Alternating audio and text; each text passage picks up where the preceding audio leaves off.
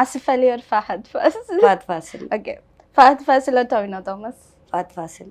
Fahad Faasil or Kunchacko Boban? അയ്യോ, എന്റെ release ആവാതിരിക്കുന്ന മൂവി ചാക്കോച്ചന്റെ മൂവി. ഞാൻ ഇതിനെങ്ങാനും ആൻസർ പറഞ്ഞിട്ടുണ്ടെങ്കിൽ ഞാൻ എങ്ങനെ തിരിച്ചെന്റെ ലൊക്കേഷന് പോകും പറയൂ. ഇല്ല, ഇത് നമുക്ക് ഇവിടെ വെച്ച് നിർത്തിയാലോ?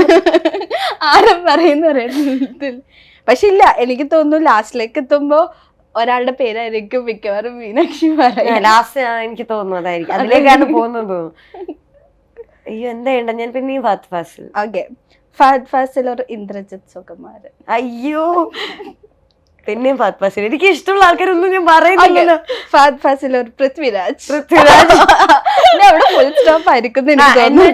ഇതിപ്പോ നമ്മള് തമാശക്ക് ഇങ്ങനെ പറയാമെങ്കിലും നമ്മളിങ്ങനെ ആക്ടേഴ്സും ക്യാരക്ടേഴ്സും ഒക്കെ അറിയാം. ഈ പറഞ്ഞ എല്ലാ ആൾക്കാരും ഇത് വാലിഡ് ആയിട്ട് കൂട്ടാനേ പറ്റില്ല. കാരണം നമ്മള് തമാശക്ക് അങ്ങനെ ഇങ്ങനെ പറഞ്ഞെങ്കിലും ഇവരെല്ലാരും നമുക്ക് എന്താ പറയാ, അങ്ങോട്ടും ഇങ്ങോട്ടും. ഇപ്പൊ നമ്മളൊരു ഫിലിം ഇപ്പൊ ബോഗിൻവില്ലയൊക്കെ കണ്ടിറങ്ങുന്ന സമയത്ത് ചാക്കോച്ചനാണോ ഫഹദ്ക്കയാണോ കുറച്ച് ഭയങ്കര നന്നായിട്ട് ചെയ്തിരിക്കുന്നത് നമ്മൾ പെട്ടുപോകും. നമുക്ക് ഒന്നും പറയാൻ പറ്റത്തില്ല. എനിക്കൊന്നും ആക്ച്വലി നമ്മളൊരു നല്ല ആർട്ടിസ്റ്റ് ആണെങ്കിൽ നമുക്ക് അങ്ങനെ ജഡ്ജ് ചെയ്യാൻ പറ്റത്തില്ല. പിന്നെ ഒരു ഗെയിമിന്റെ വാർത്തയായിട്ട് നിങ്ങൾ പോയി. പിന്നെ രാജവങ്ങളിൽ ഞാൻ ചെറുപ്പം തൊട്ടേ ഞാൻ രാജവങ്ങളുടെ അടുത്ത് തന്നെ അത് എപ്പോഴും പറയും. എൻ്റെ ഏറ്റവും കുഞ്ഞായിരിക്കും എനിക്ക് ബോധം വെക്കുന്ന സമയം തൊട്ടേ ഞാൻ ഒരു ഫാൻ ഗേൾ ആണ്. അപ്പൊ അതെനിക്ക് എവിടെ ആരാണ് ഫേവറേറ്റ് ആക്ടർ എന്ന് ചോദിച്ചാൽ ഞാൻ അപ്പം പൃഥ്വിരാജ്. ഗെയിമാണ്, ഇൻട്രോഡക്ഷൻ പറയുന്നത് ആരാ ഫേവറേറ്റ് ആക്ടർ?